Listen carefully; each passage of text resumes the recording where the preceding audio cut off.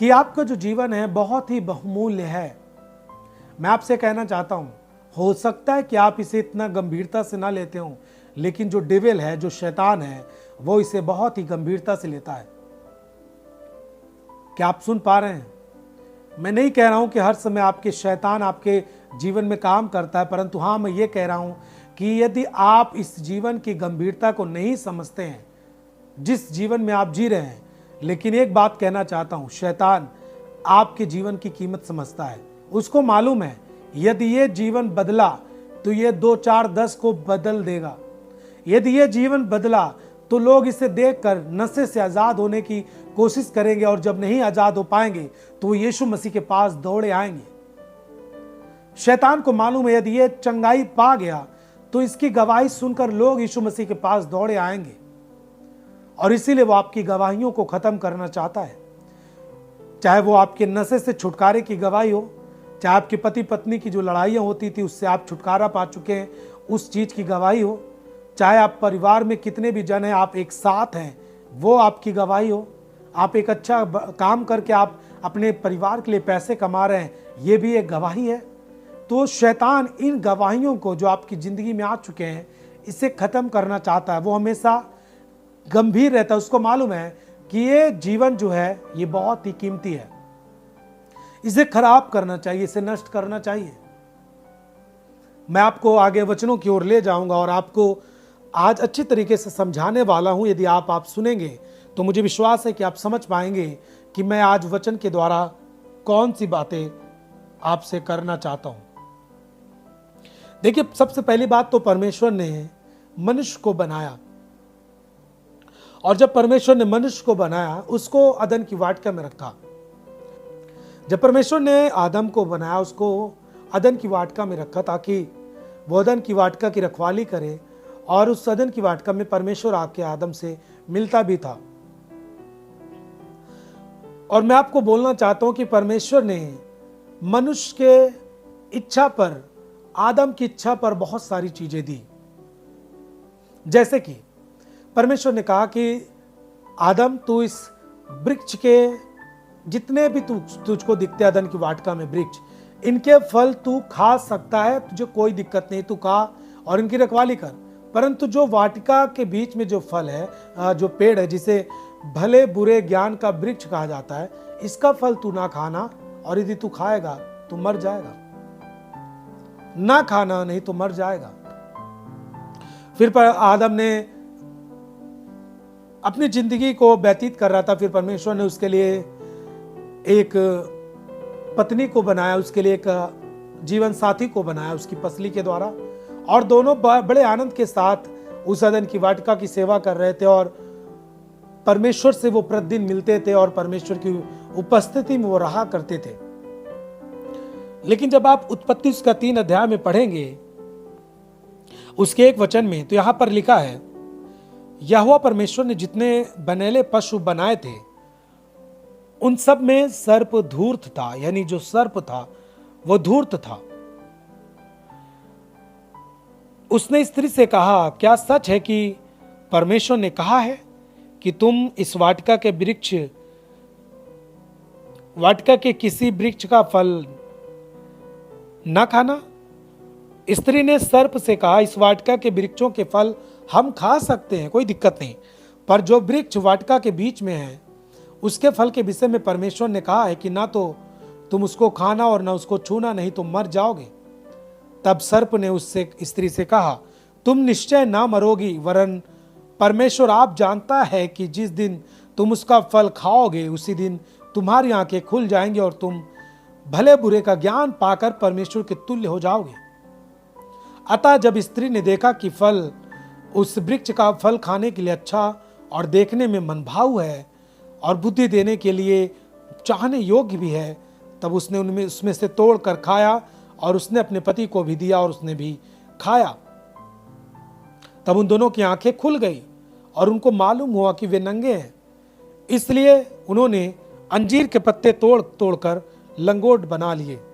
सब बोले हालेलुया। अब यहां पर आप देख सकते हैं कि परमेश्वर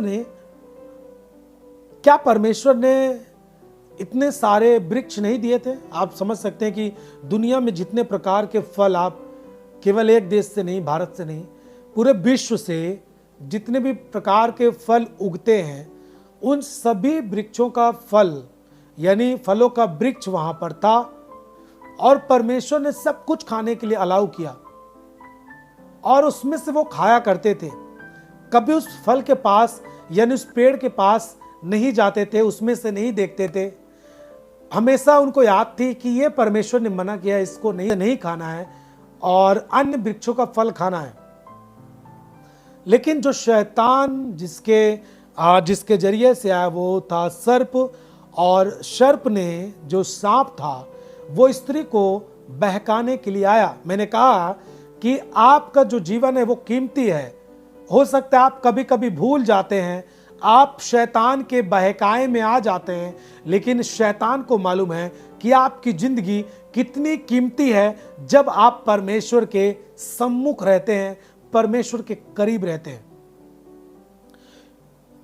शैतान को मालूम है जब आप प्रार्थना करते रहते हैं तो सच में आप दुनिया को हिला रहे हैं और प्रभु के कार्य के लिए कुछ आप बड़ा करने वाले हैं। शैतान को मालूम है, उसे मालूम है जब आप बाइबल के वचनों को पढ़ रहे हैं तब आप अपने आप को आजाद कर रहे हैं, आप दूसरों को भी इससे आजाद कर पाएंगे।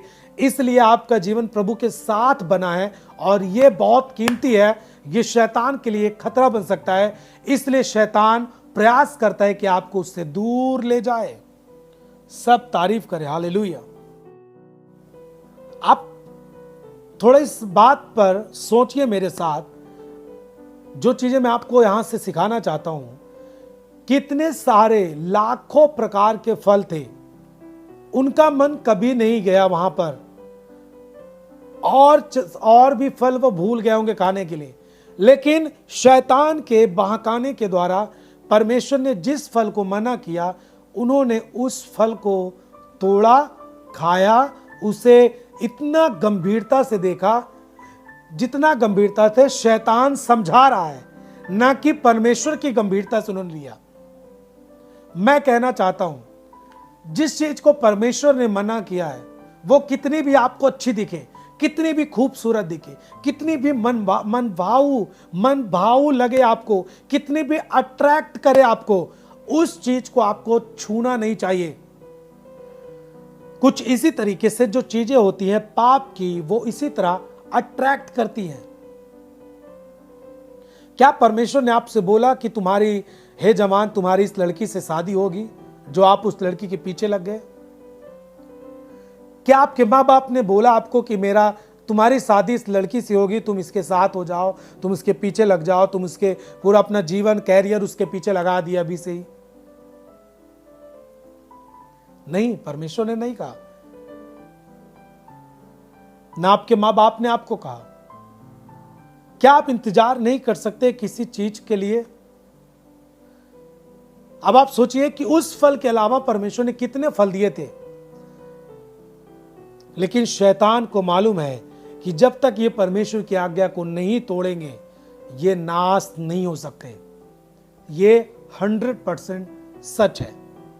यदि आप परमेश्वर के वचन में बने हैं, अपने जीवन को गंभीरता से जब आप लेते हैं, जब आप इसे कीमती समझते हैं, बहुमूल्य समझते हैं, जिस तरह परमेश्वर ने बनाया कीमती, उस तरह इस जीवन को यदि आप कीमती समझते हैं, तो मैं आपको बोलना चाहता हूं कि आप कभी भी किसी भी श्राप, किसी भी बीमारी, किसी भी अन्य चीजों के शिकार आप नहीं हो सकते। आप परमेश्वर के करीब रहने वाले हैं।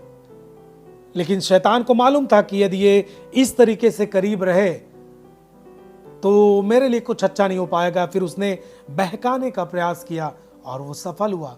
कौन सफल किया? आदम और हवा ने खुद सफलता दी उसे। मैं आपको बोलना चाहता हूं कि परमेश्वर ने आपको बनाया, आपको अधिकार दिया और आपको चुनने का भी अधिकार दिया कि आप क्या सही है, क्या गलत, आप चुनाव कर सकते हैं। आपको पता है कि आज भी प्रभु यीशु मसीह किसी के साथ जबरन नहीं करता। आज भी हर एक जवान, जितने भी मुझे सुन रहे हैं, यदि आप परमेश्वर के वचन को सुनकर इसके अनुसार नहीं काम करते हैं, तो परमेश्वर आपके साथ कुछ जबरन नहीं करने वाला, न मैं आपके साथ कुछ करने वाला हूं। लेकिन हाँ, यदि आप इसे सुनकर अपने जीवन को कीमती समझते हैं और इसके अनुसार कुछ नया करने के लिए आप निर्णय लेते हैं, तो मैं कहता हूं कि आज ये जो वचन हो रहा है, इसके द्वारा परमेश्वर आपको नया तो बना ही देगा। सब बोले आमीन। जहां पे आप कमजोर हैं, वो आपको बलवान तो कर ही देगा। आमीन।